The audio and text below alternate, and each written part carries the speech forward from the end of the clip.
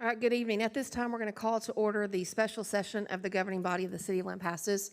If you are sufficiently social distanced, you may remove your mask at this time.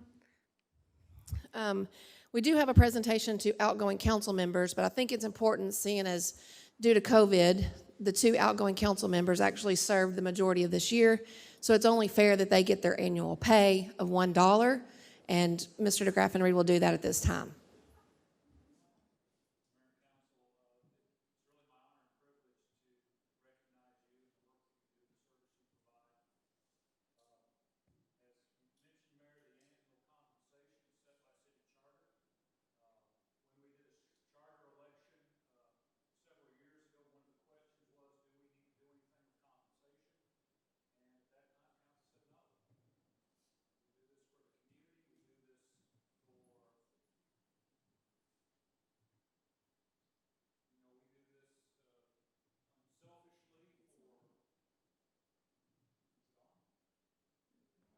Now? Oh, you do this unselfishly for your town, the place you live, the people you interact with. And so with that, I'd like to take the opportunity to express our appreciation and give you your pay.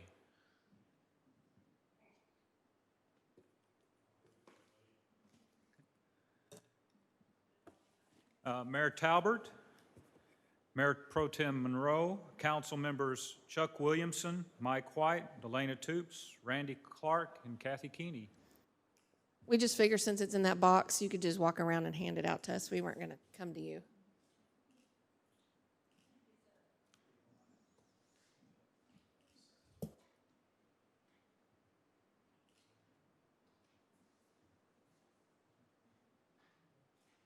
For those who are curious, no, this bag is not stuffed with other monies. It really is $1. Oh, and yeah.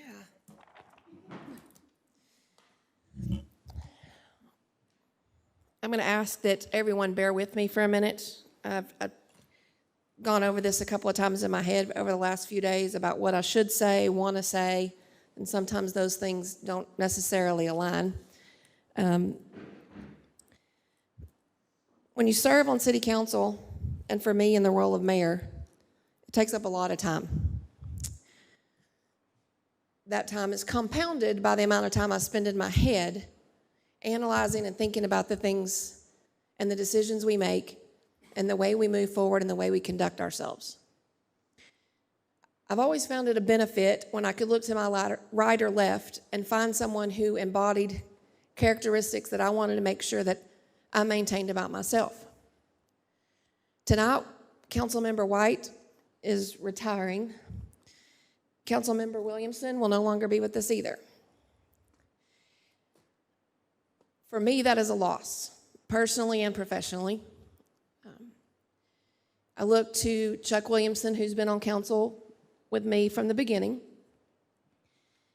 and he reminds me of what it is to give selflessly of yourself.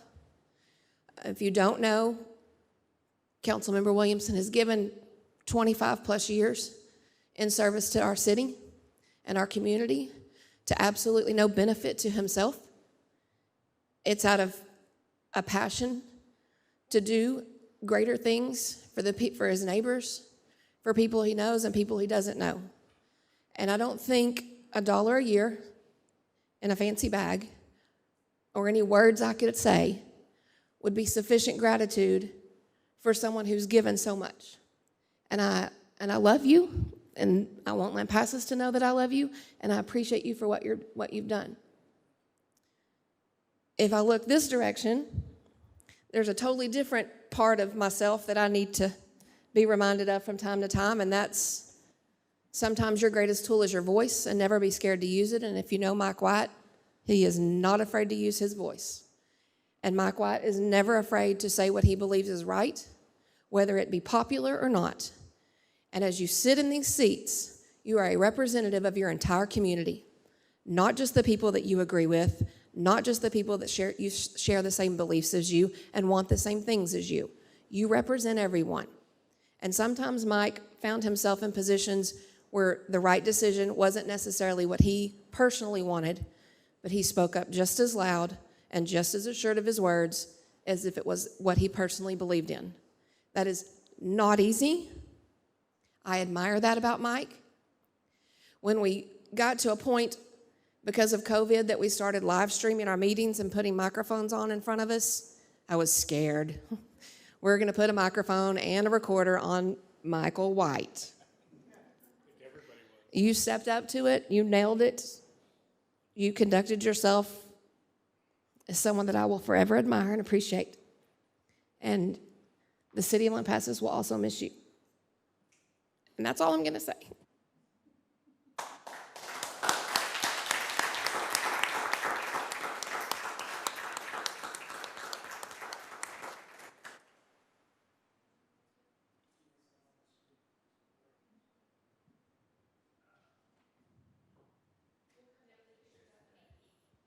Okay. Mayor, thank you for the kind words. Let me make sure we're doing this thing right. One thing I do want to say to several of you, significant number, but Mayor, we started this campaign together. We agreed when we did it that it would be probably 10 years and we'd regroup and see where we were at the end of that time. You need to follow on and complete those 10. Plus,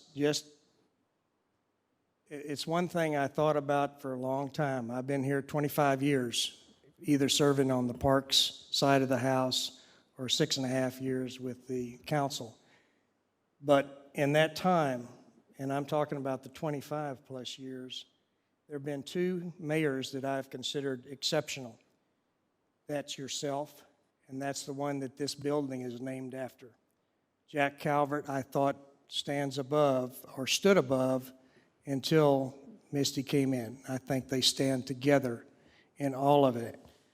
Council, my council as I call it, not the one necessarily the one coming in, but my council, we have achieved so much, not only as a council and ourselves, but also in partnership with the city manager. And also, I would call it another third ring of that partnership, Finley, and that's your staff. Regardless of what a council can do or what a city manager can do, it's the staff that implements. And without them, you have accomplished nothing. But it's one thing that I put in some of the things that I was talking about from the standpoint of great things we have done. I think that we have in some cases failed to tell the city adequately of what we have accomplished as a city for the citizens of Lampasas, Texas. There are many, many things still to be done. I wish you all the best in doing that. You have many challenges in front of you. I think there's going to be some very trying times, not only from this pandemic thing, but also in the financial side and the way we implement what's happening in the future. We have, at this point, been able to manage growth in the city. There's rooftops being built everywhere. We know that the rooftops are not the one that funds the city. It's the business community. And we've got to be diligent, Mandy, in ensuring that we continue to acquire businesses in this community that can prosper and grow the city. I want to thank you all. It's been a run. The council has, at this point at least, afforded me the opportunity to remain on the capital improvements program, and I intend to be part of that process next year. One thing I'll say to the 2 coming on, you all have missed the gun with having to do the budget. The budget is probably the most important thing that the city council does, and we have already orchestrated in the one we're in. Next year, you'll have fun at it. I'll tell you from a personal standpoint that it took me 2 years to learn what a when I came on council, learn what a multi-million-dollar business is with 2 utilities. It is not easy. It is all time-consuming. You've got to read through everything. And just to keep in mind for the council coming on, that you are the guys that are in charge of the whole thing. And you've got to be very diligent in pursuing that. But I thank you all. Appreciate Appreciate it.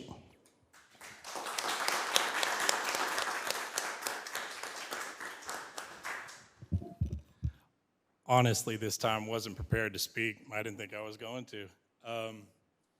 Man, this has been a really, really cool experience for me also. I was 31 years old when I first came on council. I believe I was the youngest council member ever. And like Misty said, my big mouth, it wasn't curbed near as much back then either. And I figured at the least I would be able to have a different perspective on the city. I live here, went to high school here, my kids go to school here, and if there was anything I could do to make it better for that's exactly what I was gonna do. And if I picked up some cool business tips along the way, then it wouldn't be so bad.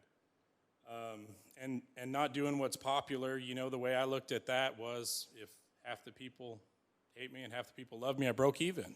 So it's been a really, really good journey. We have an absolutely amazing staff on hand. I mean, we really, really do. What our staff's been able to do for us as far as different budgets and financial stuff and accelerated purchases and the things that we've done to make the whole city more efficient. That was the biggest thing that I was always involved with was efficiency. And I think that we have made the city such an efficient vehicle through the roughest pandemic America's ever seen. On top of that, we really, really, really have a great staff that I'm super thankful to have worked with. I learned a lot from you guys. A lot of your department heads. I sat down with lots of them and learned their department and how it works and what can we do to make their department more efficient. And we were extremely successful. I've been looking forward to getting off for so long, guys. I really have. I was done, and you know, last year, and honestly, I am a little sad about it. You know, I'm gonna miss all you guys so very much. Just keep on keeping on, man. Try to keep that trend that we have going. Continue that into the next year, and thank you all very much.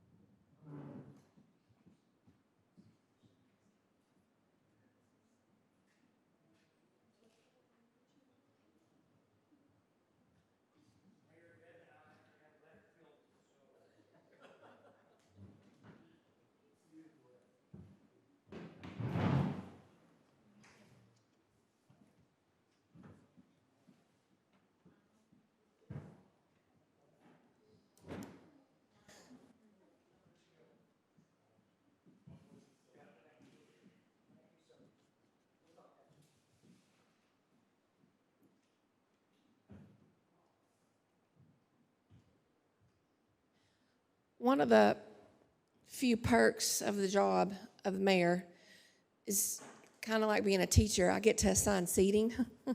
And so before we proceed any further, I would like to, based on tenure, welcome Councilmember Toops to join me and Councilmember Keeney to also join us here at the dais. Sorry, Mr. Clark.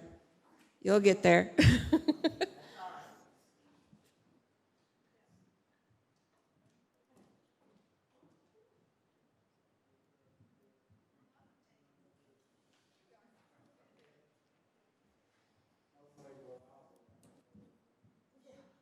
That'd be great.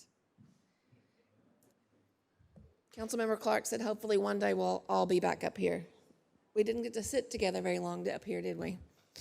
At this time, we'll administer the oath of office to the newly elected council members. There he is.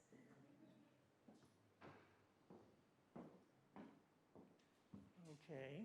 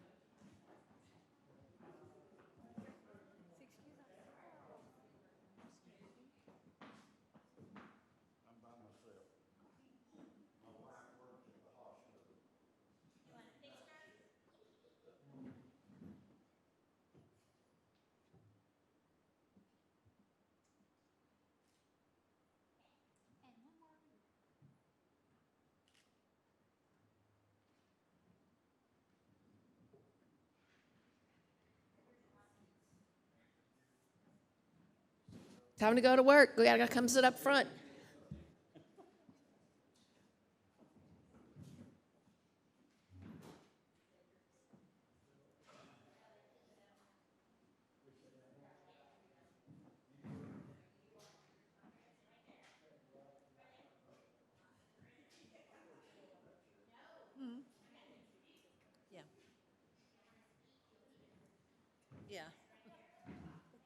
do feel better, Doc.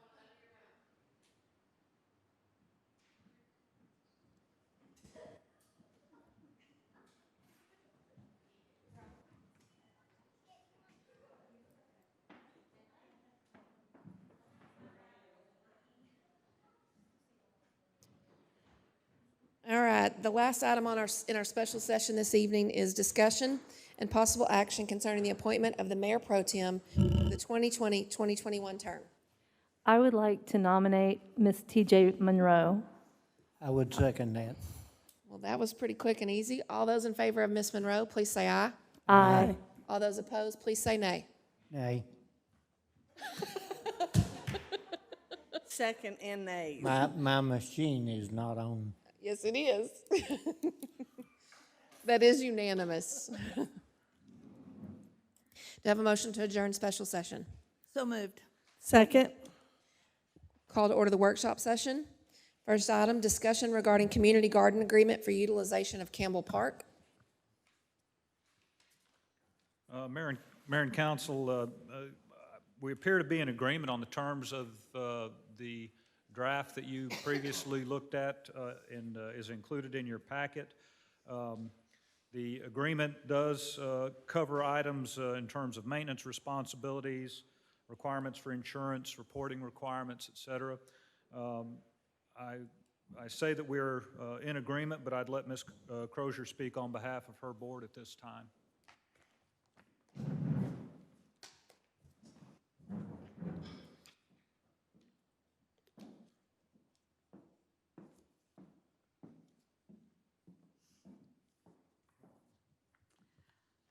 We're in agreement. Can't wait to get in there, can't wait to get started. We have our insurance in place as of today. I'm ready to sign the agreement. We have consulted our, I'm sorry? Can you please get closer to the mic? They're having a hard time picking you up.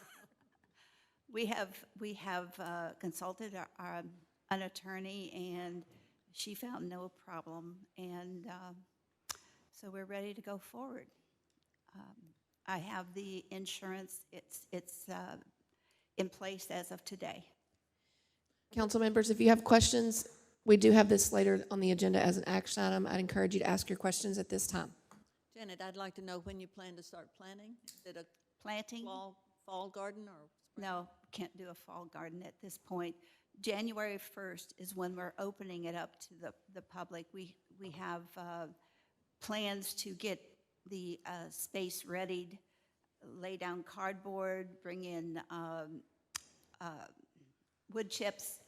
I've contacted Derek Smith of Greenscape. Thank you. About irrigation throughout the garden, so he's doing a quote for me, and we'll work around his plans. He's doing a detailed plan for me. Also considering that the possibility of the pavilion being so close to us, and the thought of having water collection that could run into our garden and expand it and keep us from using so much water. You know, this is the plan to go to the first of the year, and we'll open it up for membership January 1st. So between now and January 1st, it's going to be the board that's working on kind of getting it prepped and ready to roll? And some volunteers that are anxious and more than willing to get in there. That's exciting. Yeah, it's been long awaited. And sorry we couldn't get a fall garden in there, but anxious to get going for a good spring garden. Good. Thank you very much. Thank you. Thank you. The next item on the workshop session is discussion and updates related to COVID-19 pandemic.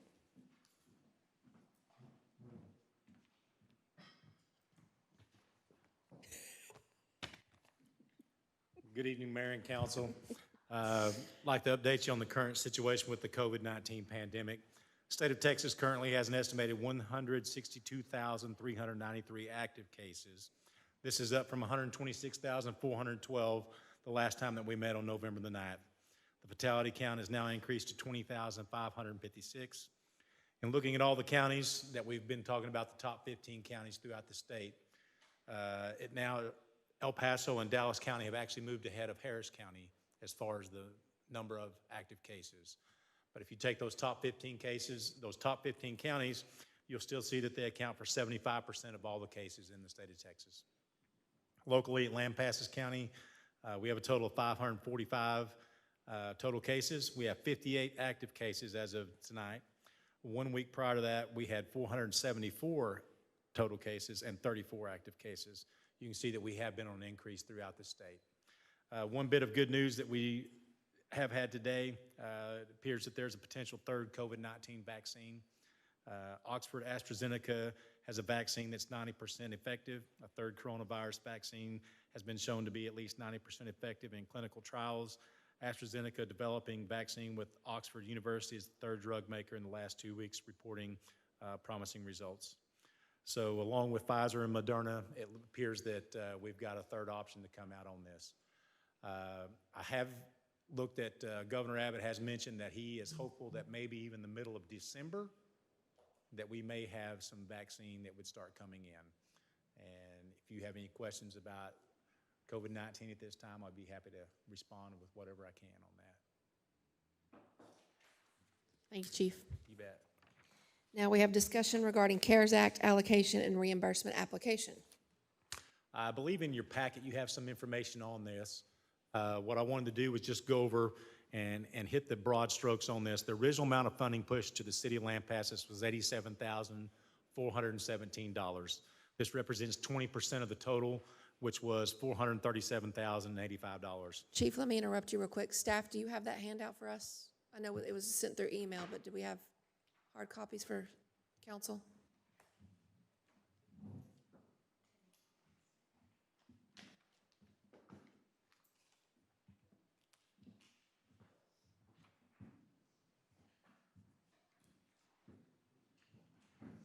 Thank you, sir. This mask is a nightmare for me.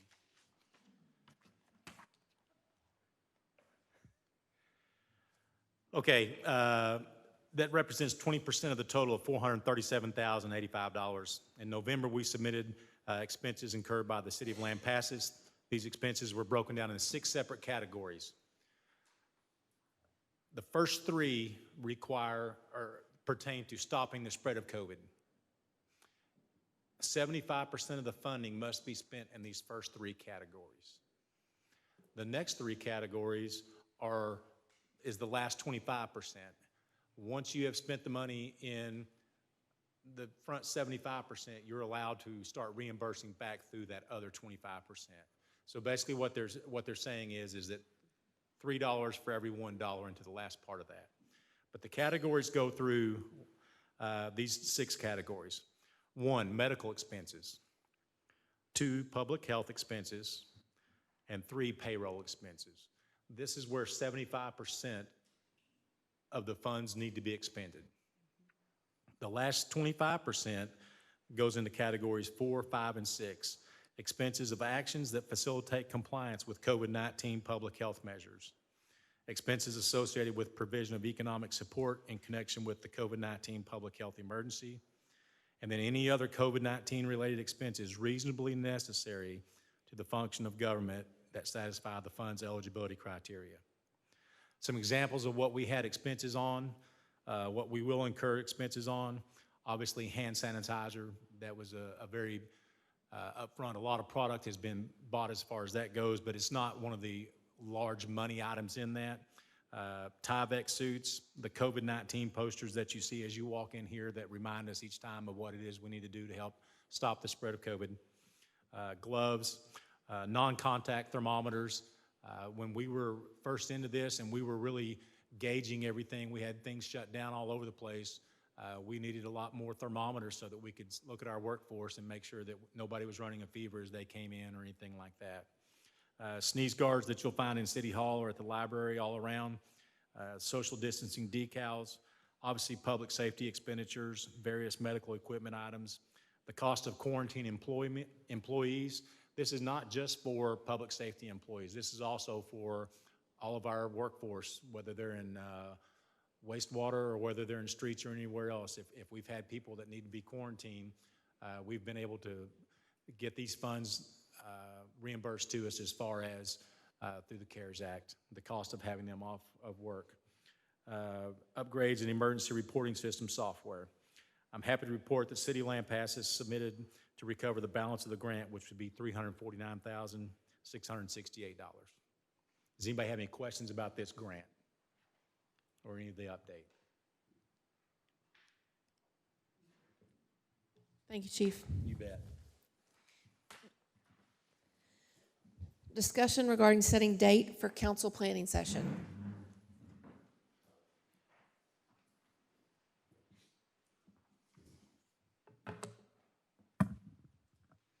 Mayor and Council, I'd just like to add, at least from my perspective, seeing Chief Smith on a daily basis and seeing how he's worked with Yvonne and how Yvonne's assisted with this process, they've done a great job on this in terms of the CARES Act and really going through those expenses to make sure if anything was applicable that they could include them. So hats off to them.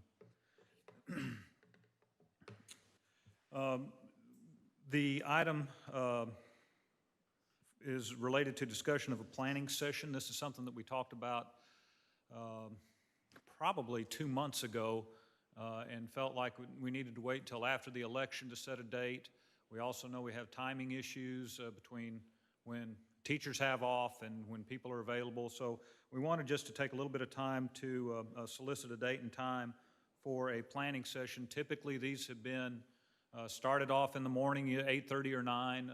Typically, we have toured facilities that are of some interest to you. I think we originally had planned on having this at the waterway, or maybe not at the wastewater shop, but that's a new facility that could host a planning meeting and then give you the opportunity to take a look at the sewer plant and the various components there. Certainly, if there are other areas that you'd like to look at, we've got tons of stuff we could show you and would be proud to show you. But again, in terms of identification of a date, I don't know if you want to wait till after Christmas, if you want to try to do something in December yet, maybe when people are available and time off, but I'm going to look to Councilmember Toops and Councilmember Keeney. I'm good with December. That works. December? What days in December? We get out the 17th. And it's like a half day, so, I mean, I'd like to kind of knock it out and like maybe the 18th, if Friday's not a bad thing, or maybe the Monday after. That would be done with it. The Friday, Monday. 18th will work. That's Fridays. December 18th. It works for me. I'll make it work. Do you have a conflict? No, Fridays are, I go out of town and feed cows. Okay. Sorry, How about the but- following Monday? I can be back. You can be back? I'll make other arrangements. Okay. Thank you. Appreciate that. Sure. Friday the 18th, Mr. Nelson. 18th. Friday the 18th.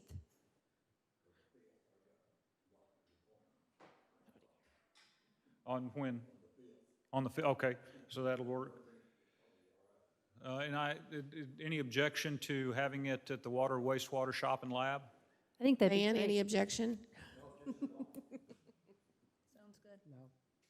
good. Is there any other facility that council has an interest in seeing or touring? Think about it and let us know. We can. Let's say I would ask if the new council members would like maybe an additional ride-along with you. I don't Sure. know, the rest of us have seen almost everything, but if they would like to do so, I'd like that we accommodate that. Absolutely. So we'll meet there. We'll send out an agenda for that date and go from there. Next item is update and report on fiscal year 2021 community development and public works projects.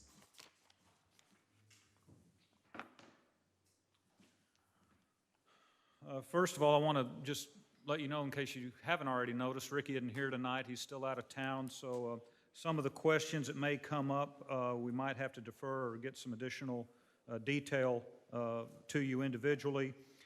We wanted to take somewhat of a high-level, somewhat brief look at the projects for a couple of reasons. We try to do this every 2 or 3 months, plus we also report on it through the city manager's report in some cases.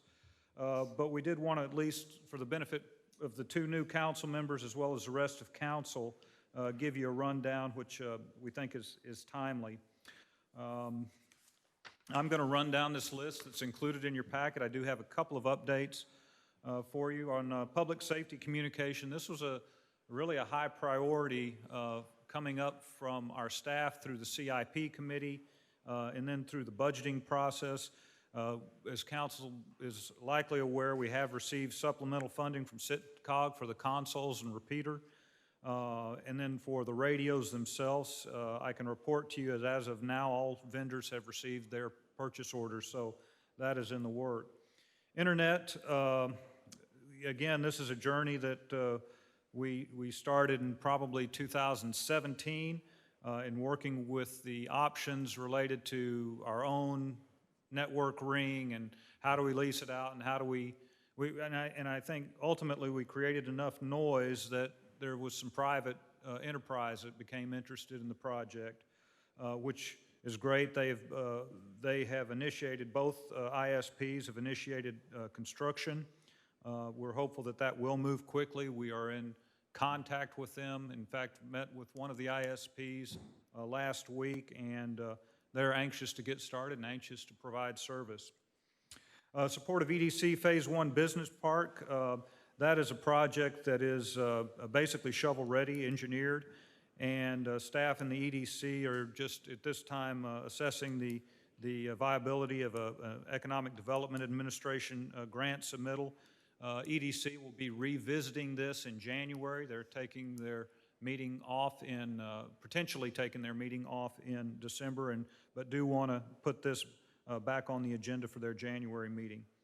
Brook Park retaining wall. Stanley? Yes, sir. May I ask a question on the EDC? Do we have any kind of projected timeline regarding the business park? For the construction? Yes.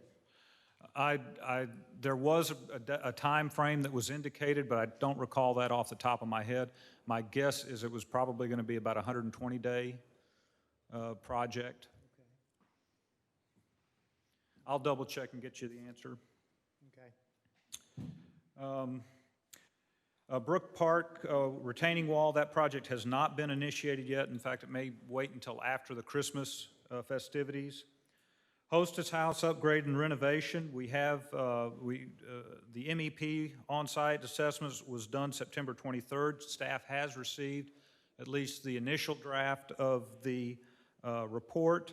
As we know that the design and scope will be determined based on partially the MEP, but he did also indicate that we'll probably have to engage an architect on that as well when we start looking at construction of elevator and accessibility issues, et cetera.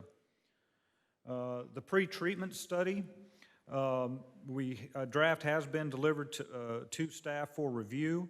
Once we do get that completely reviewed, hand it back to Jones Heroy. They will finalize that, and then we're going to be coordinating meetings with Ajinomoto Foods North America and after a council briefing. Again, we don't know, or the projects are not fine-tuned yet, but at least we want to start this conversation with our partner in the pre-treatment. Upper pressure plane study, we do anticipate that will be completed this fall. We have not received a draft on that yet. We have done some recommended operational changes that have eliminated most of those fluctuations in pressure. That's not to say that we still don't have pressure problems, but those swings in pressure seem to have been at least eliminated for the most part by operational changes at the 580 Sports Complex. West Avenue E, that project, I'm pleased to announce, is probably more than 95% complete. We do have a punch list of some items. They will be doing some vegetation. There's also, they need to do a little repaving where the pavement did not match up to the gutter. It's only a few hundred feet, maybe not even that, but they're coming back to remedy that. Again, like I've said in the past, we appreciate Mike Blair and Carlos and his team keeping an eye on that project. If you haven't been up there, it is a huge change. It's a much needed improvement. East 3rd Street, again from about Key to hopefully Live Oak, that is engineered and shovel ready. We are targeting bidding for that. I believe Carlos is saying January, probably February at the latest, to go ahead and put that out to bid. Equipment and apparatus, as council is aware, the last couple of meetings, you've taken care of the vac truck and sweeper. We will still have to do a designation, a council designation for the $400,000 that was earmarked for a portion of a future fire department apparatus. Skate Park and Campbell Park Pavilion, they have the same status. The funding hasn't been identified out of Fund 40. They are currently being advertised as design-build projects. Those are due back December 11th, and we could possibly have those to council, score them and have them to council for the meeting on the 14th. And remember, as the design-build method of procurement, we're trying to identify the most qualified team of design as well as contractor. We don't take any shortcuts. They still have to have bonding. They still have to be engineered and architect if that's required. It just gives us a little more latitude, particularly when we don't know specifically how these projects are going to be built. So, and it also gives some opportunity for the stakeholders to also have a say in the project. Shop bathrooms, those are framed up. The plumbing and HVAC, I'm not sure if they're roughed in as of yet, but after the rough, then the walls will follow. That cemetery pole barn, I'd need to check the status of that. I don't know that that has been initiated yet, but I'll check with Chris. Comprehensive plan. The last invoice we had is about 82% complete. We are actually expecting the draft of the final recommendation and implementation chapters to us by December 4th. After that, then we'll start running that through CPAC, probably in those small group meetings to get input and sign off from that. And just as the status indicates, that the comprehensive plan may spin off other actions in terms of other zoning regs or park master plans, airport plan, et cetera. So. Historic colored school upgrades, that's funded. Staff have reviewed the specifications and took a look at the restoration master plan. We have not spec'd this project yet, but plan to do that maybe after the first of the year. West Avenue C sewer line replacement. This is a new project as a result of a CDBG award. We're very excited. We actually, I think, submitted this in 18 or 19, do you remember? 18 or 19, and finally awarded this year. I believe that the tentative dates are that we'll do the official contracting with Texas Department of Agriculture this February. And my guess is after design, procurement, everything is done, there's an opportunity for us to begin construction on that perhaps as early as this fall. West Avenue C culvert replacement. Again, this is an item that we've talked to you about over several meetings, and Mr. Roy mentioned to you. It's currently in design. It does meet the criteria for exception to sealed bid procurement. We're hopeful that we can get quotes on the design and get folks working as quickly as we can, perhaps as early as this winter. This is an item that was not budgeted for, but we believe that we probably can find money within the street and public works departments to cover that. Bandwidth upgrade, Monica reports that AT&T is complete on their end. We do have to get the circuit and then testing and turn up, and that'll basically quadruple our speed, Monica. So, and again, Chief Bailey and is chewing up that bandwidth, as well as just our regular day in, day out staff moving big files around. It's not just all on you, Chief, but you're taking a big piece of that bandwidth up. Wastewater treatment facility and septic haulers. This is not kind of a project, but it's, we think that Jones Hero has helped us to identify maybe some operational changes, some heights in the weir, some jetting of certain lines. I think according to Van, feel like we're in a better position now to begin to start accepting some of those again. Probably at a 1% flow, and I don't know if that's this week or next week. It'll be after the holidays. Okay.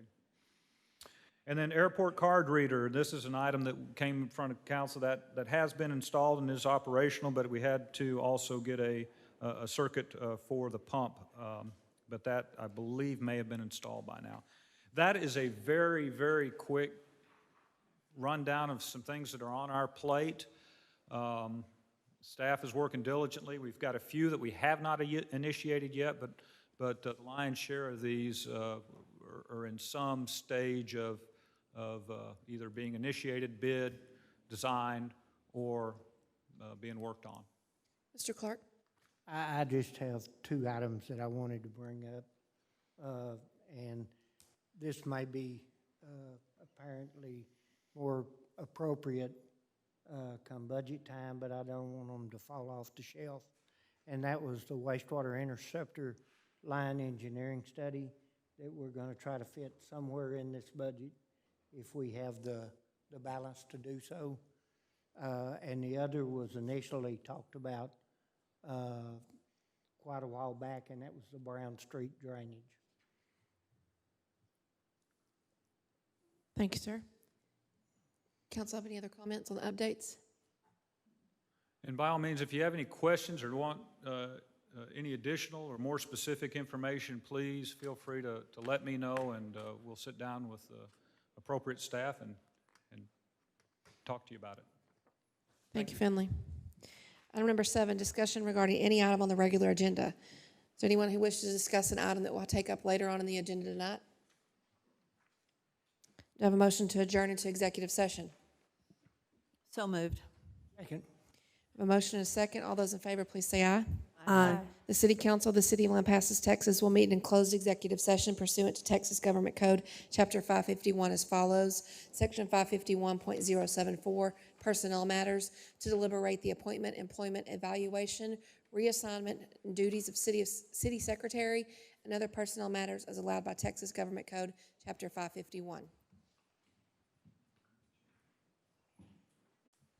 An applicant for a position that come December, we will be losing an asset. And Christina Mares is going to be having a farewell, bon voyage, you're so lucky you're getting out of here, retirement party on December 11th.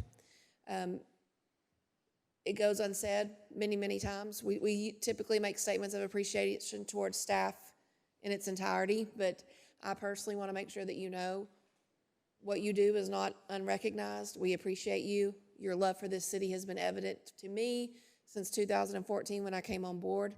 I respect and admire that about you. I know it's not always the easiest position to be in, and very few people could probably understand how difficult that is, but you've handled it gracefully, and we appreciate you, and I look forward to honoring you on the 11th. At this time, we have discussion of possible action concerning items posted and discussed by council in executive session.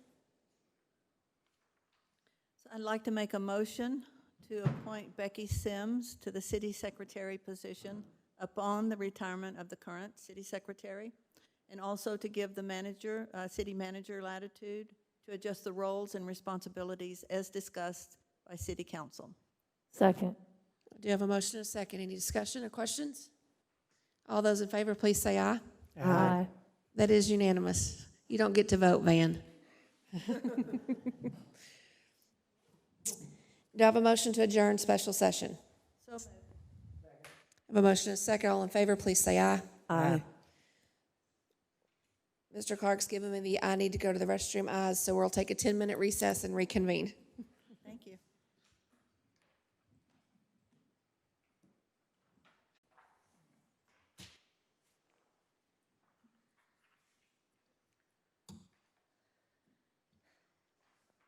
At this time, we'll call to order the regular meeting of the governing body of the city of Lampasas. If you would all please rise at this time, and Chief Bailey, if you will lead us in invocation.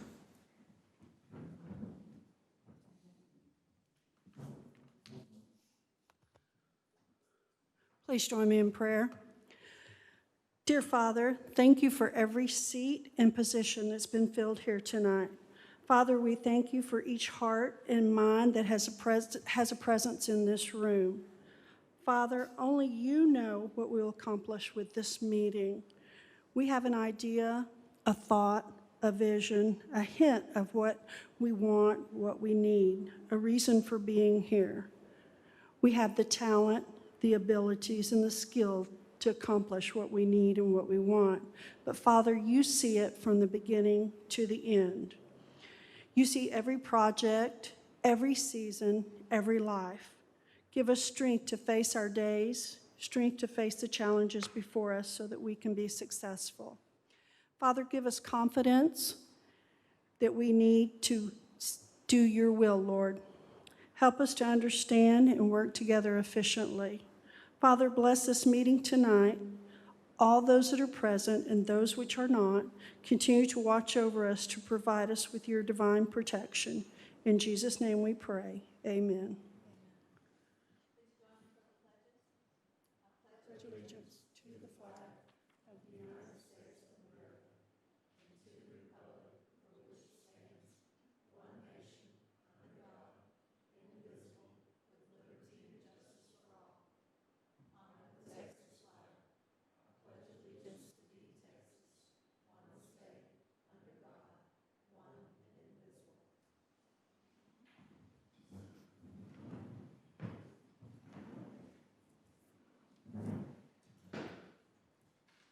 For those of you appropriately socially distanced from your neighbor, you may remove your mask at this time. And for those watching at home, if you wish to call in during this meeting, the phone number is 512-556-0332. Item 1.1 this evening, public hearing and citizens' comments. Any citizen who desires to address the City Council on a matter not included on the agenda may do so at this time. The City Council may not deliberate on items presented under this agenda item. Do you have anyone who wishes to comment on anything that is not included on the agenda? Item 1.2, citizens' comments. Any citizen who desires to address the City Council on a matter that is included on the agenda may do so at this time. Do we have anyone that wishes to speak? Moving on to minutes. 2.1, discussion and possible action concerning approval of minutes of the regular meeting on November 9th, 2020. I saw no mistakes. I'd move to approve. Second. I have a motion and a second. All those in favor, please say aye. Aye. Do we have two abstentions? Or did you both vote aye? Okay. 2.2, discussion and possible action concerning approval of minutes of the special meeting on November 17th, 2020. Move to approve. Second. I have a motion and a second. All those in favor, please say aye. Aye. That is unanimous. 3.0, consent agenda. 3.1, discussion of possible action regarding the second reading of an ordinance to rezone plus or minus 10 acres described as the Barbie Family Revocable Trust, Tract 2, part of called 98.856 acres out of the Benjamin F. Klein Survey, abstract number 441, Lampasas, Texas, Lampasas County, from Commercial C to Agricultural District AG, generally located at 100 Sunrise Hills. Item 3.2, discussion and possible action regarding the second reading of an ordinance to amend Appendix A, fee schedule, to add rental and deposit rates for the hostess house. Item 3.3, discussion and possible action regarding the second reading of an ordinance regulating use of private motorized vehicles in and on City of Lampasas parks. Item 3.4, discussion and possible action regarding the second reading of an ordinance regulating use of private motorized vehicles in and on City of Lampasas Oak Hill Cemetery. And item 3.5, discussion and possible action regarding the monthly investment report for October 2020. Does council wish to pull any of these items? Do I have a motion to approve the consent agenda? I move to approve the consent agenda. Second? Motion is second. All those in favor, please say aye. Aye. That is unanimous. 4.0, Boards and Department Reports. 4.1, Police Department Monthly Report.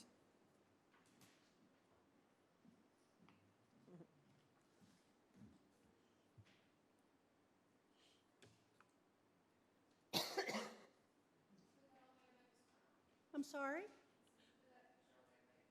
I know, I wish we'd have got us a new picture, but I had made this a little bit earlier. This worked just fine for me earlier. Mayor, Council, Lampasas Police Department works for and with our community. We find ways to better serve our community with each day to provide for a great quality of life for all that work, visit, and live in Lampasas.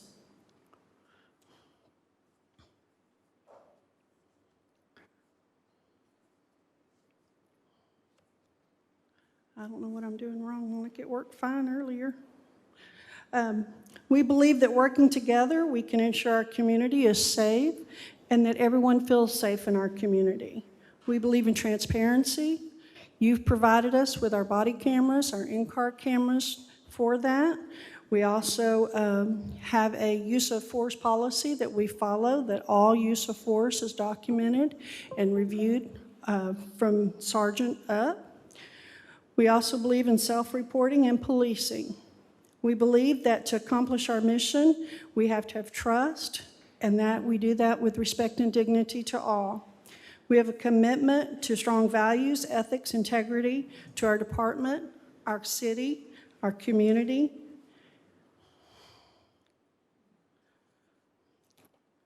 We believe in servant leadership. We have 32 employees within the police department that have given honorable service, a lot of years of service. Here you'll see.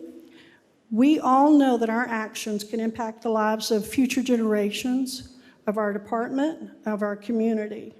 All employees do our best to cause positive impact on our community. We have lots of years here that we've had employees that do just that. We're constantly working to try to find a positive in any kind of situation. We have a very diverse department. We have new employees that started in 2019. Officer Jeremy Herring came to us from the Lampasas Sheriff's Department. Rachel White at the animal shelter came to us. She is an animal tech previously. Delana Fritz is a dispatcher with almost 2 years. Marissa Marino Smith is a dispatcher with almost 2 years now. And our newest officer, Dylan Bobin, started November 16th. When we talk about transparency, we talk about working with our community, with our civic leaders, with our public officials, our clergy, our businesses, our schools, and many more.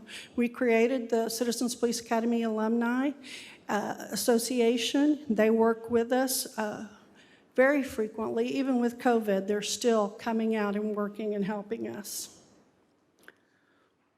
During 2019, 2020, we have had some lowlights, some issues that have occurred, such as not being able to attend training because of COVID. This is going to mean that we're going to have to make that up this year, or this next year.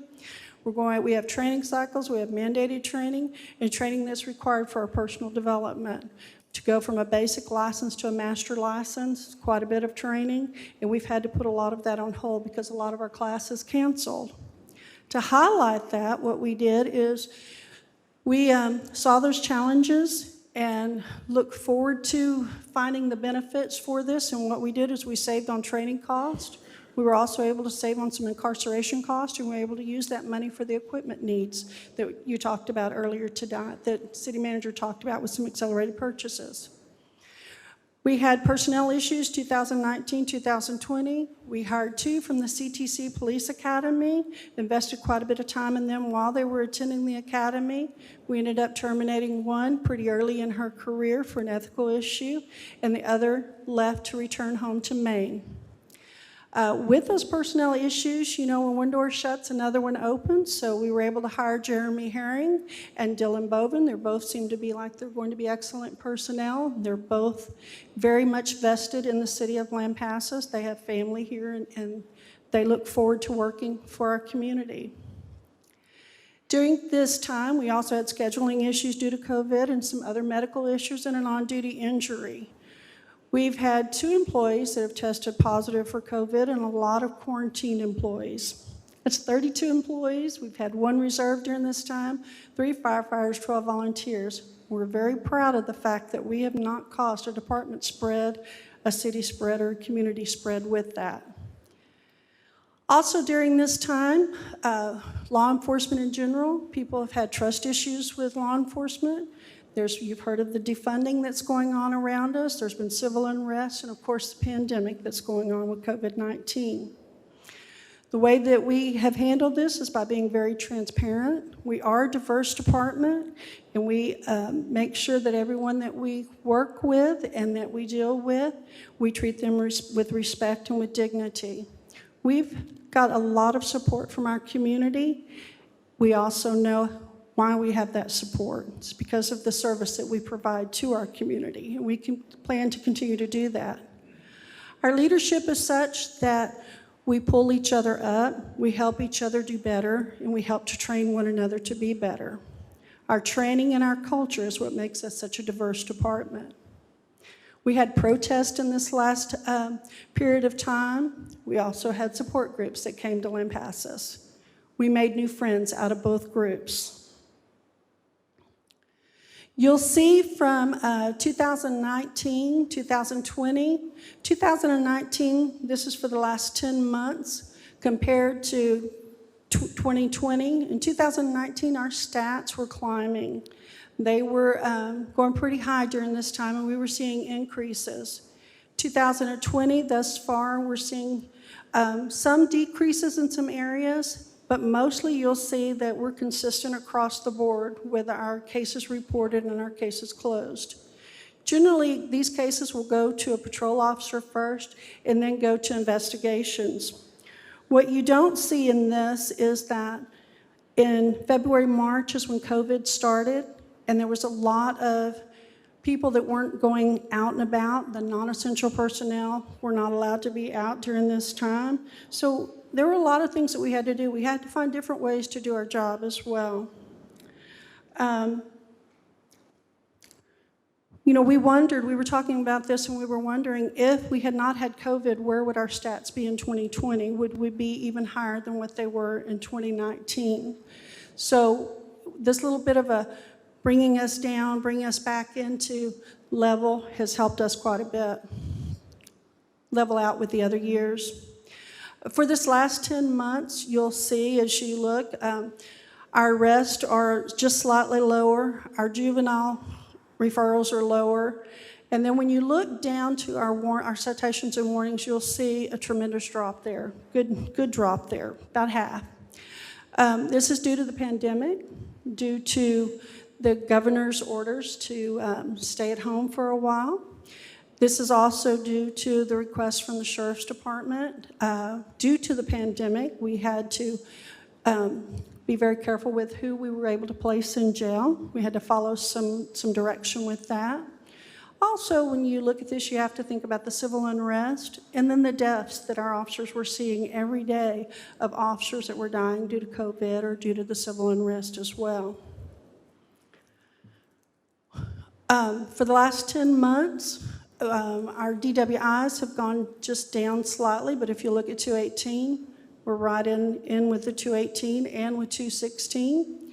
And then you'll see that there's some others that have gone down. Our field contacts, because of the officer initiated, have gone significantly down. Our public relations have gone up a little bit in some areas. We were doing quite a bit with public relations, and we've had to back off just a little bit with that, with COVID. Accidents have gone down. We've had no fatality accidents. And I put a copy of the form that we have to use to for an accident report on there. It takes us between 30 minutes and an hour on an accident scene with just a minor accident. That's on scene. And then it takes about another hour to fill out this report that we submit to the state. Our code enforcement complaints, in 2017, we started a new way of reporting. Prior to 2017, every complaint that we received, every follow-up that was received, a call card was made for it. Now we make one call card and we do follow-up without a call card. So he's doing quite a bit of work in code enforcement. We have also initiated a lot more cooperative working. We work a lot with, with our assistant city manager, with our building official. Sergeant Barrio works with them pretty closely now to coordinate our efforts and what we're all doing to try to clean up an area. Recently, under the 4th Street Bridge, the street department, TxDOT, the police department, code enforcement, fire department all came together to get that area cleaned as well. Calls for service are generally about the same. And then as you go down, you'll see that it's all about the same until you get to where we have public contact, and then it'll start seeing a little bit of less contact. You will see an increase there with crisis intervention. We just started keeping statistics on our emergency orders and our crisis intervention, and so there is a significant increase with crisis intervention. Something you don't see in the stats are the marijuana, the methamphetamines, the cases that are there that we work. Generally, we'll take a half a gram of methamphetamine off of someone. This past year, we were able, between October 2017 and 2019, we had 97 felony cases of controlled substance, dangerous drugs that were removed off the street. We also had 38 possession of marijuana charges. This is 100 pounds of marijuana that were taken off the streets by our patrol officers that did not go to someone. Someone didn't make a profit off of this, and someone didn't get high off of this. There's a lot of cases that you don't see in those statistics. For instance, 107 family violence cases happened from 2018 to 2019. 5 of those were aggravated assaults with a deadly weapon. 2 were aggravated with bodily injury. You don't see that there were 23 child victims of crimes that we investigated, or 10 elderly that were assaulted and injured during this time, or the deadly conducts that we deal with the deadly weapons. You also don't see in these statistics Lieutenant Boswell's time that he spent with a female from Austin.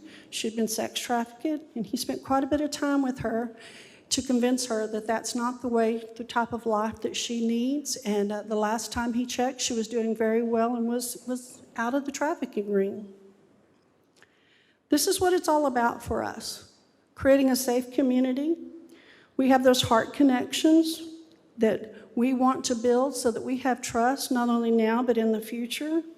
We work together for the common good of our community.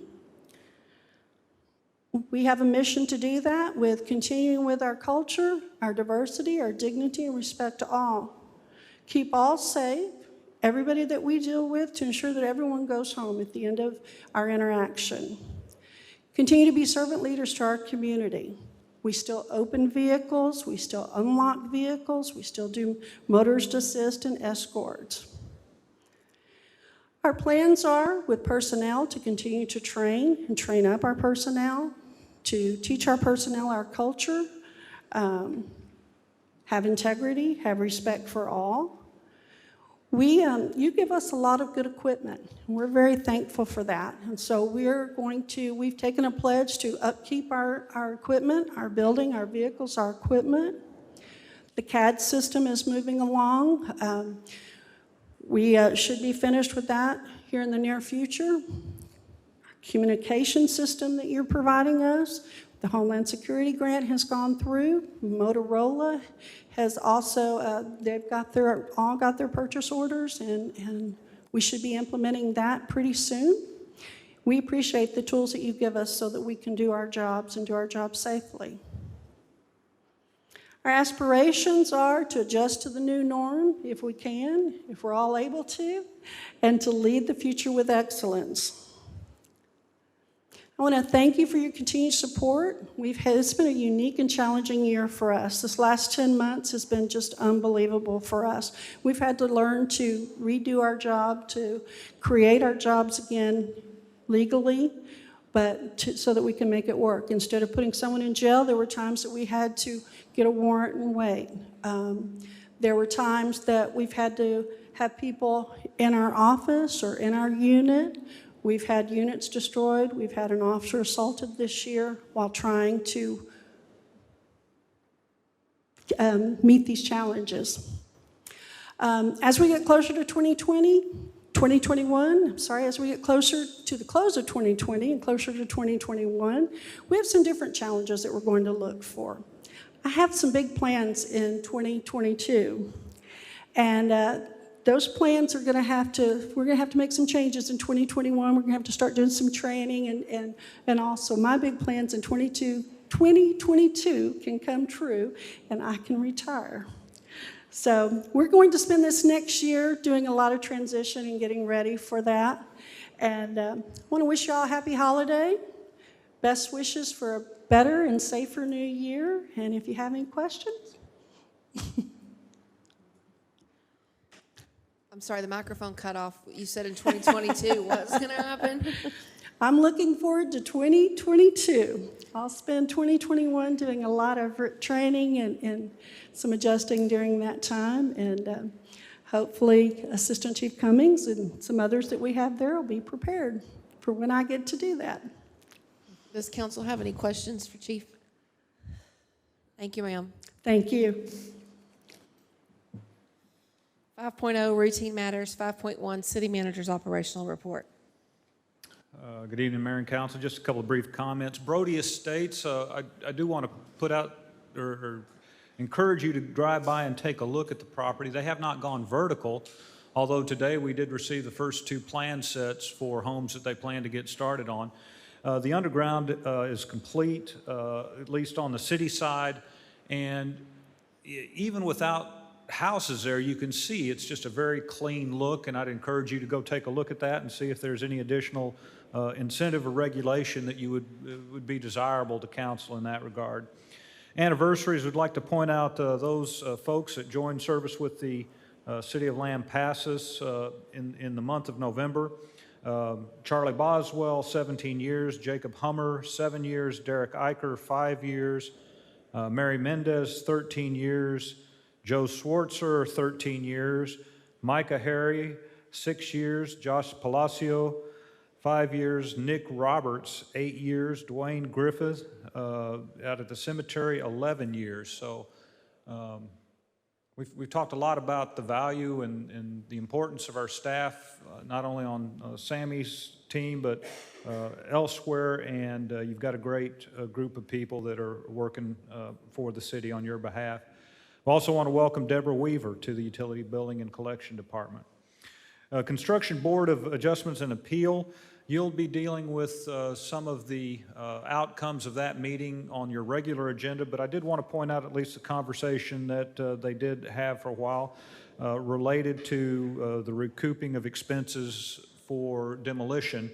And as council might be aware, a lot of times when you demolish something, either cooperatively or voluntarily, or you have to actually go out and get an order for demolition, we can typically place a lien on the property, and that lien can take sometimes years before it's even addressed, whether that's a payback or in some cases a developer might come in and say, hey, you know, I'd like to develop this, will you waive the lien at that point? So I think it certainly gave staff some direction in terms of maybe a little further investigation and getting with JC and any other legal team that's familiar with that course of action, whether that's a foreclosure or other options that we might have. So we'll look into that. LEDC had a meeting on the 18th, a fairly light agenda, a couple of couple of three things that I'd like to call to your attention. They did approved participation in Texas Economic Development Connection, a marketing and prospecting resource. And the good thing about this is it's somewhat focused on small to medium-sized markets and communities. Mandy Walsh went through the EDC's strategic plan that outlines specific tasks and targets. We also reviewed the Economic Development Administration grant application for infrastructure at the business park, and we reported that we had asked the grant writers to hold off their work for the time being as additional information, pending a delivery of additional information from the prospect. WCID will meet on December 3rd and take up a couple of items. I'll look at filling a vacancy on the board, as well as discussing again the upgrade of Dam 6 to high hazard. We perhaps could have that as a topic of conversation at our planning retreat coming up in December. Mrs. Claus will be at the library. She will be in the tree house. Mr. Claus has an engagement at Ajinomoto Foods. We will be accepting letters and handing out candy canes December 5th from 3 to 5.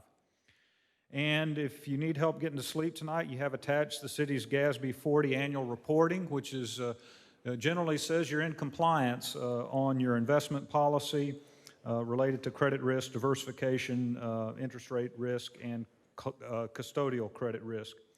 And I do have a new debt book now that we've closed on our 2020 refinancing. So if you want about 30 pages to look at the debt book for the city, I'll make that available for you. Thank you. Thank you, Finley. 5.2, Mayor's comments. I said a lot already earlier this evening and obviously got a little emotional, so I'll try to be short right now. We're undergoing a lot of changes, specifically on council, some within staff. I encourage staff and council alike to keep the momentum. We've done a lot of hard work. We've asked a lot of our staff.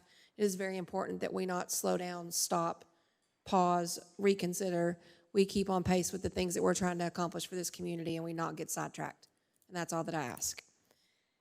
Moving on to unfinished business, we don't have any. 6.0. 7.0 is new business. 7.1, discussion of possible action regarding community garden agreement for utilization of Campbell Park. Mayor and council, I believe we're ready to proceed at council's discretion. Do you have a motion? Motion to approve community garden agreement. Second. A motion and a second. Any additional questions or comments? All those in favor, please say aye. Aye. It is unanimous. 7.2, discussion of possible action regarding canceling the December 28th, 2020 City Council meeting. So moved. Second. Do I have a second? Second. All those in favor, please say aye. Aye. Thank you. Thank you.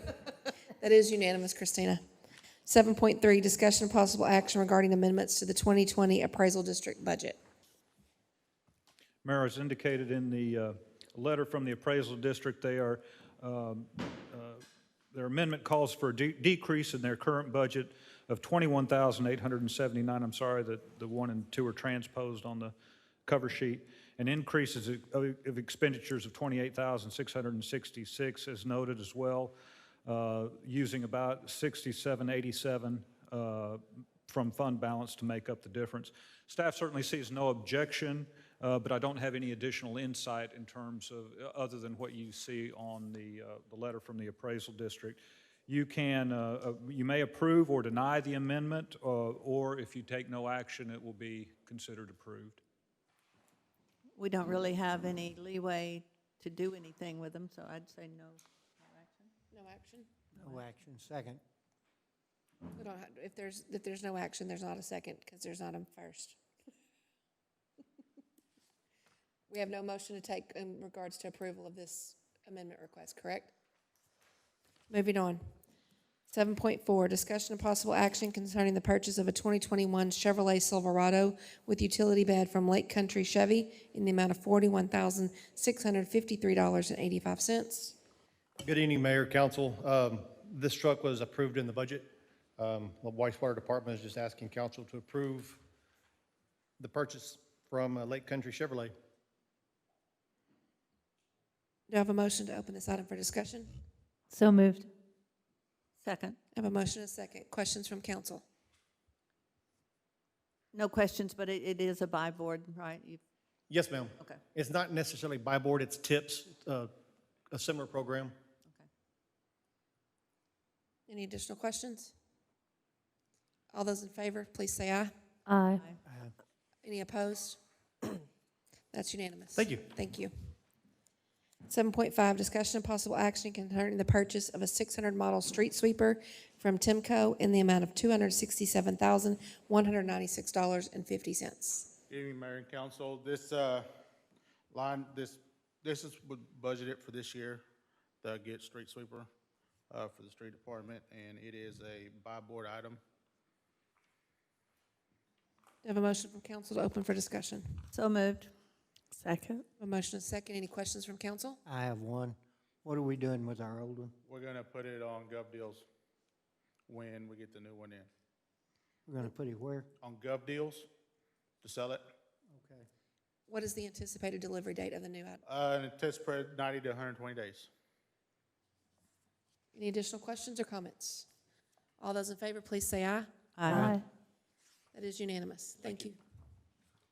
7.6, discussion and possible action regarding a policy resolution of the City Council of the City of Lampasas, Texas, approving the creation of a City of Lampasas Fire Suppression Assistance Program and authorizing the funding and administration of the Fire Suppression Assistance Program by the City of Lampasas Public Works Department.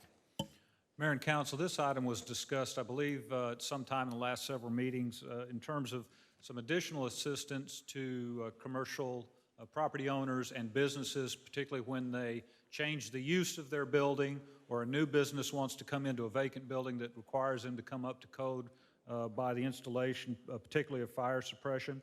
And I think I'd call your attention to item number 4 in the resolution at the bottom, that it's, that would basically ask you to consider the resolution that would provide at city cost to tap on a water main for a fire line to support a fire suppression system.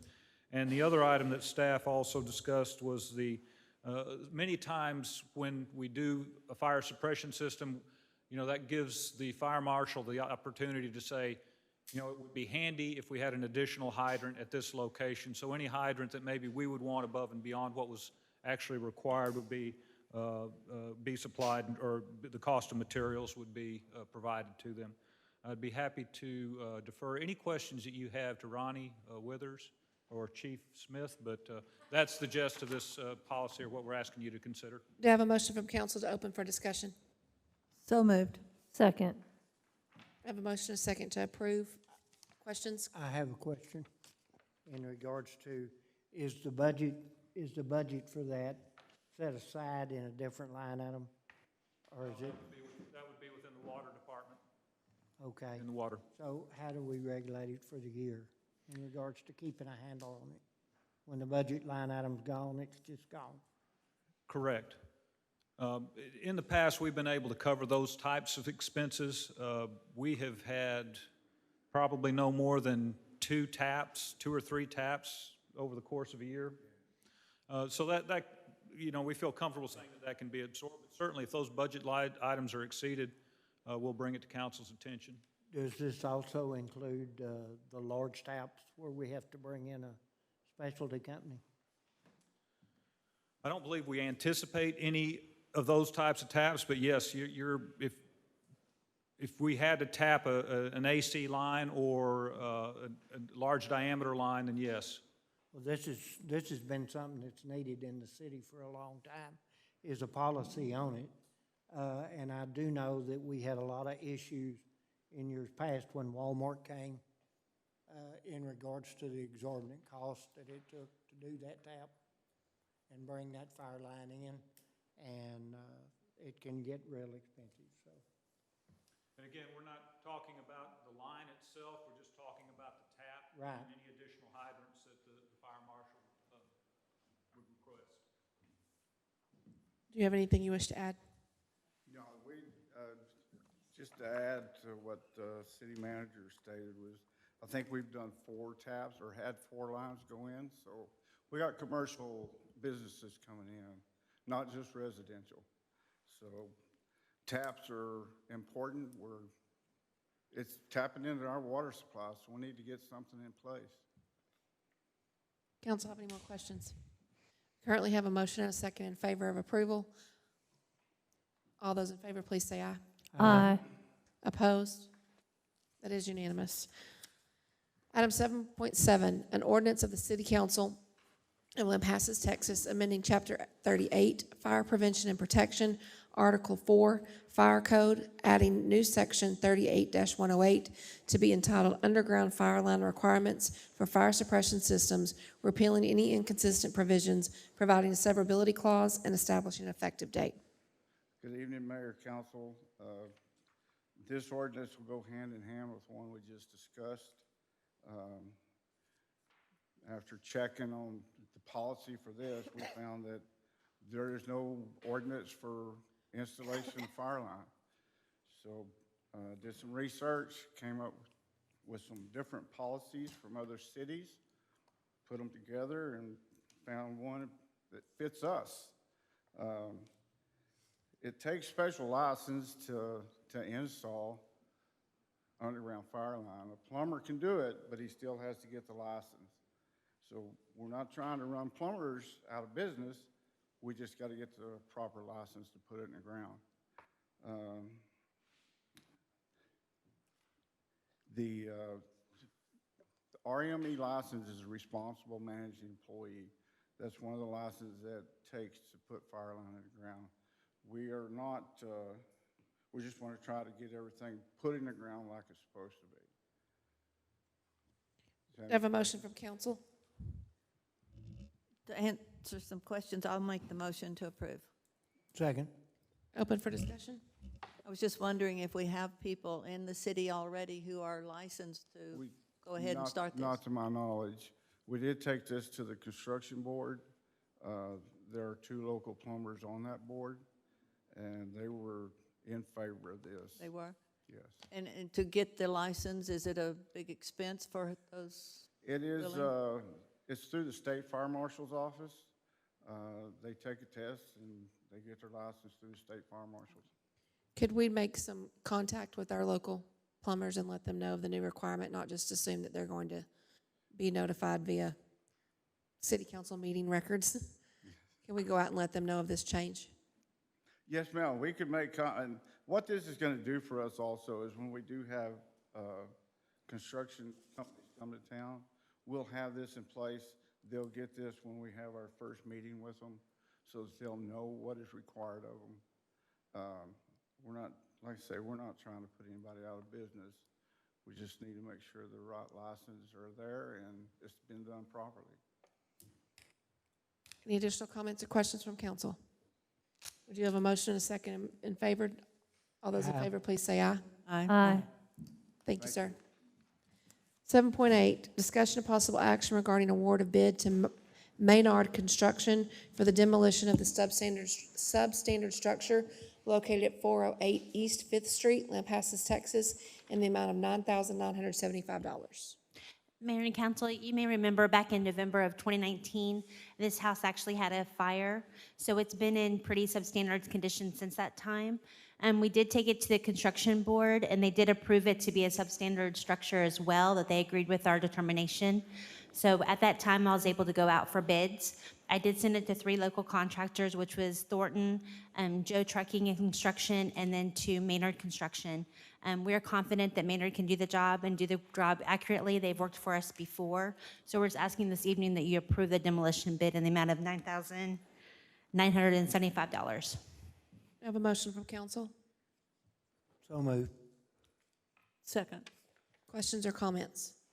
Did either of the other 2 turn in a bid, or is this the only bid you got? It's the only bid I got. I did not receive any from the other 2.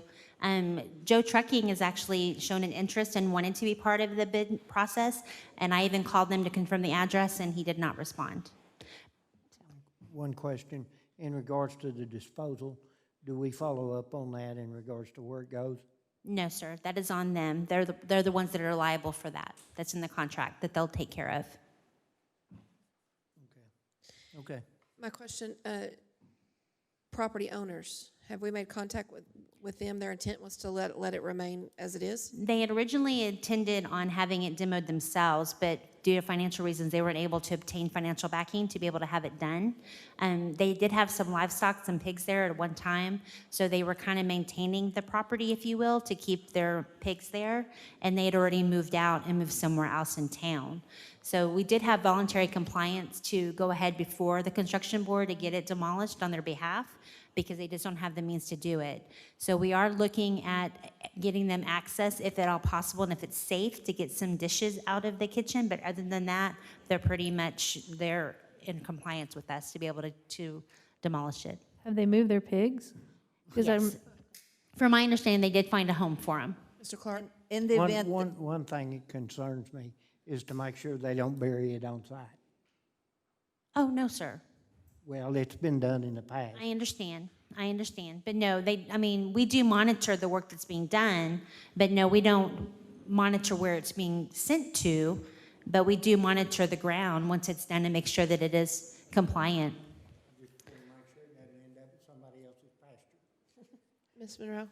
in the event that this property is sold, the lien does get paid off before they receive their monies, right? Absolutely. Behind the tax lien, right? Yes, we file a lien on their property. The one exception, obviously a financial institution is going to make sure that that lien is taken care of. If it's a cash purchase, that lien actually may stay with the property. So that the new owner then becomes the owner of the lien? Correct. The property, the lien is on the property.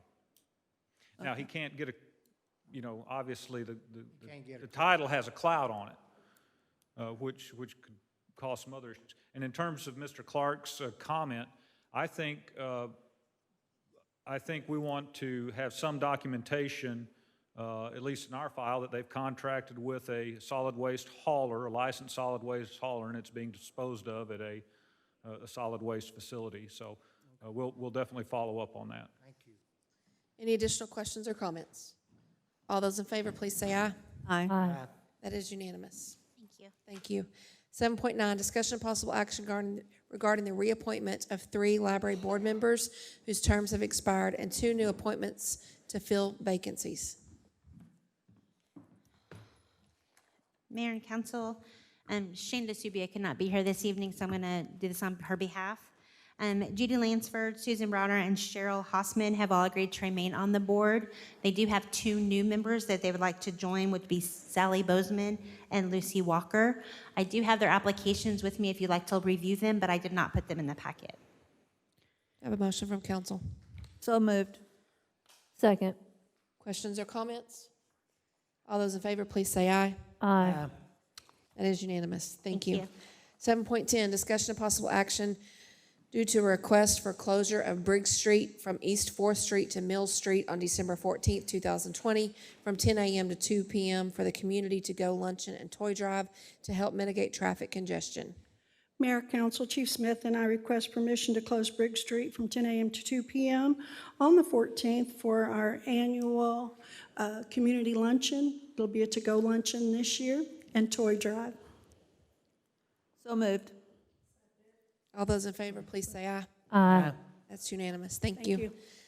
7.11, discussion of possible action regarding approval of bids to demolish substandard structures located at 905 East Avenue G in an amount not to exceed $9,885 and 909 East Avenue G in an amount not to exceed $12,975.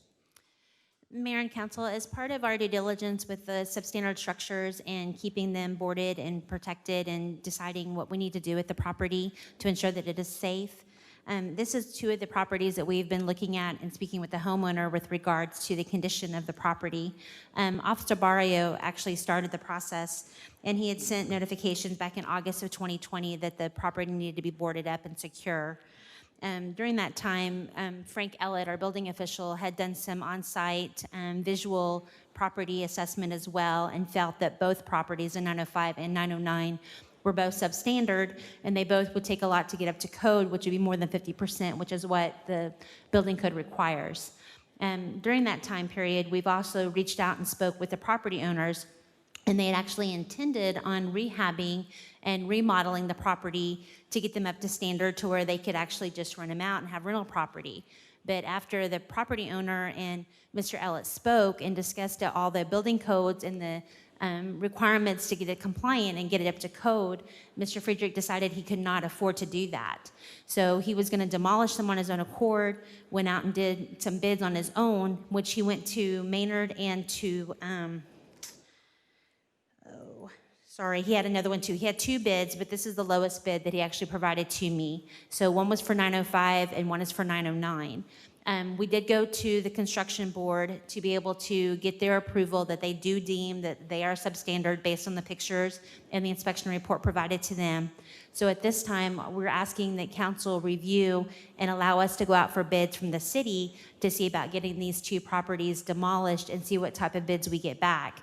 The intent is not to go over the $9,000 and the $12,000 as presented on this agenda cover. However, keep in mind that we're going to look at other resources as well, because we know that I've only got $25,000 in this budget. So if we do the 9.9 for the 5th Street, I know I will not have enough to cover both of these properties if these bids do come in. So we will look at other opportunities as well. But I'm just asking that you allow us to go out for bids based on what we have available to see what we can do to get these 2 properties that are unsafe demolished as well. I have a motion from council so that we can open this for discussion. So moved. Second. Questions or comments? Okay, I do. What policies or procedures do we have in place that, in my opinion, when somebody purchases a property, it's their responsibility to have due diligence on what the anticipated cost to do whatever it is that they intend to do on that property. You don't then in turn come around and say, well, I can't afford to do this. Can the city pay for that for me? I'm not a fan of that approach. That seems to be the approach here. I'd like to know how we handle that going forward.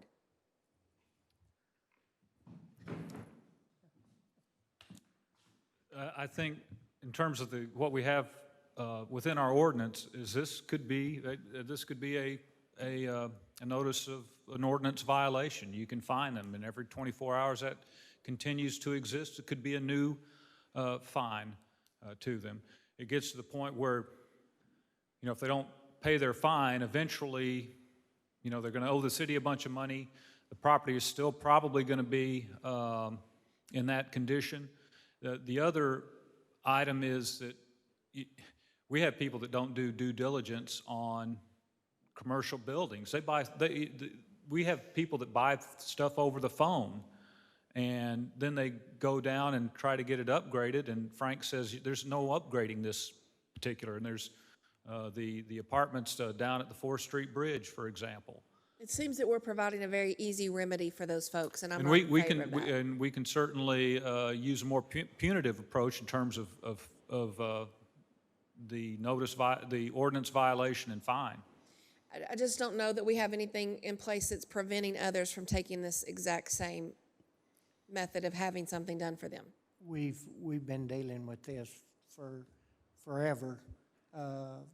Years ago, when I did it, it was a problem then because it was just easy. There was no other way. Are we in turn placing a lien on these properties then? Absolutely, absolutely. And his intention is to do what once these are demolished? If his original intent was to remodel and rent, does he now intend to place new structures once we remove them for him? To be honest, we haven't gotten that far. I mean, that was his intent at that time. I don't know what his plans are for the future, but he is very much aware that we're putting a lien on those properties.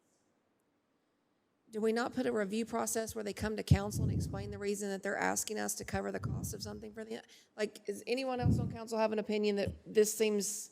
Well, because we went through in one evening, I think it's become very apparent that people are using us to Circumstances do seem different. We do have a house fire that, Yes. then we have a purchase of investment property. To me, those are different, and I can see that you want to say something. Yeah, one of the problems is most of the time when they become dilapidated enough that the city has to step in and do an enforcement action on them, they're also delinquent in their taxes, and we found through investigation that it's been delinquent in taxes for a number of years. And what we encouraged the appraisal district could do was shorten that time that they went and took action to recover those taxes. Sure, because when you deal with a property that also has tax liens on it and you're a secondary lien behind that, you run the risk of having more liens in excess of the value of the property. Right. I But would love to see a new policy for that. Seems to me that this person purchased the property thinking he was going to rehab it. So if he bought it, like you said, due diligence, he should have noticed that he couldn't rehab it. So I'm a little conflicted about this particular one because it seems as though he is actually asking us to do his work for him. And he's not a resident of the city either. He doesn't reside here, correct? He does not. And we don't know his intention after the demolition.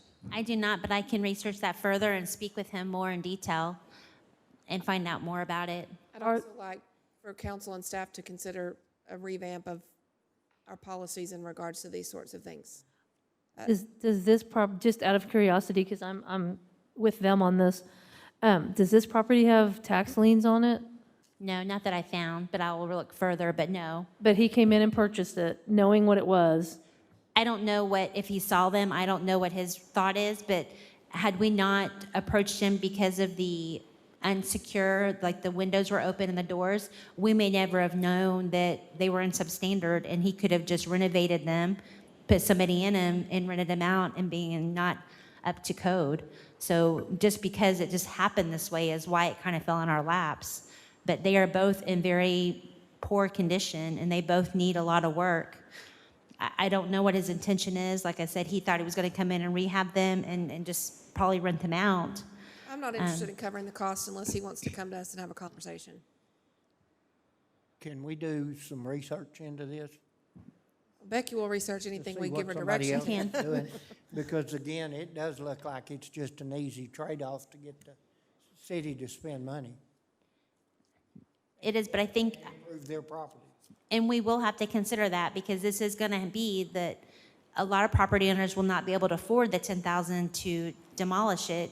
And we go out and we cite them for this, it's going to build up. So we're still not going to have a win on either side because we still will have the substandard structure standing there that is unsafe and boarded up and still an eyesore, which is what we're trying to resolve in some I think what facet. we have is the making for a workshop session with council, staff, and probably some real estate professionals locally. Okay, That could offer some absolutely. input on how we could go about not finding Fixing ourselves in it. this position. We do have a motion. I think my opinion would be that we ask this individual to come and speak to us if he wishes for this to go forward. But we do have a motion to approve the bid process, to open this for bids currently before us. So all those in favor of moving forward with the bid process, please say aye. All those opposed, please say nay. Nay. That is unanimous. Okay, I'll research and we'll get back with you. Thank you so very much. At this time, do I have a motion to adjourn into executive session? So moved. Do I have a second? Second. All those in favor, please say aye. Aye. The City Council of the City of Lampasas, Texas will meet in closed executive session pursuant to Texas Government Code, Chapter 551 as follows. Section 551.087, Economic Development. 1, to perceive and evaluate financial information received from a business prospect, to discuss same and/or to deliberate regarding commercial or financial information that the city has received from a business prospect that the city seeks to have, locate, stay, or expand in or near the city with which the city is conducting economic development negotiations, and/or 2, to deliberate any offer of any financial or any other incentives to any business prospect described above. At this time, I also believe that staff is going to ask that Mandy Walsh join us in executive Without session. objection, we'd like Mandy to come in. Thank you.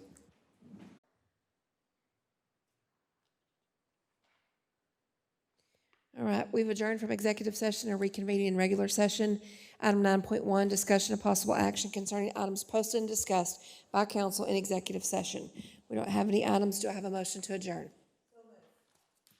Second. I have a second from Mr. Clark. All those in favor, please say aye. Aye. Aye. That is unanimous. You may go home.